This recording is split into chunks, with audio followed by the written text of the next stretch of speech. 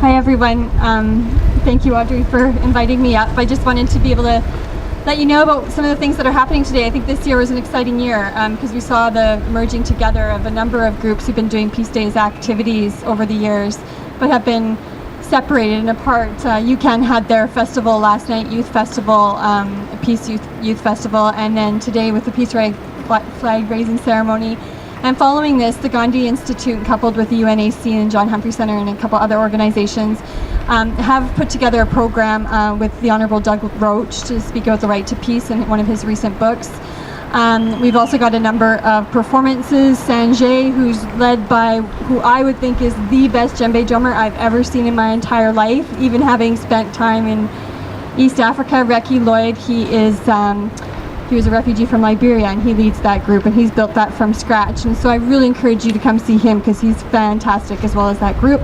Nomadic Ali will be inside as well, and we've just got it's a day of, the program is an opportunity for us to think about peace right now, because I think all of us who are standing here today realize that discussions about peace are very few and are much more needed right now, more than ever. And we see that internationally. I mean, just listening to, I think one of the things that really hit me this week is there was a woman, a researcher and a professor at NYU who's speaking on CBC about the Ebola virus and how it's too late. It's too late. And she was in tears on the radio talking about that virus and the impacts it's going to have, and how Médecins Sans Frontières is really the only NGO that's gone in there, and it's devastating.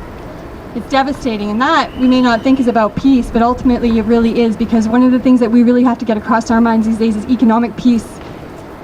And economic peace is fundamental, that we need to be looking at, because ultimately everything that we're tied to and everything that we look to in terms of seeking justice in this world is about economy. And there are many people gathering here today to speak about that.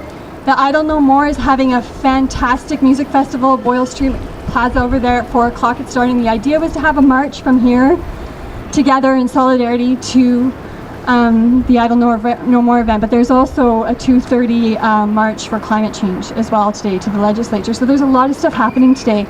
And I encourage us to sit together and stay together today. We have, UNAC has gratefully provided food for us in City Hall throughout the event, so we don't have to feel like we have to starve ourselves as we make it through the day. It's a hot and it's a beautiful day, and let's get in some conversations about this, because even though it's about stuff overseas, it's about stuff here right now. The poverty on our street, it's profound.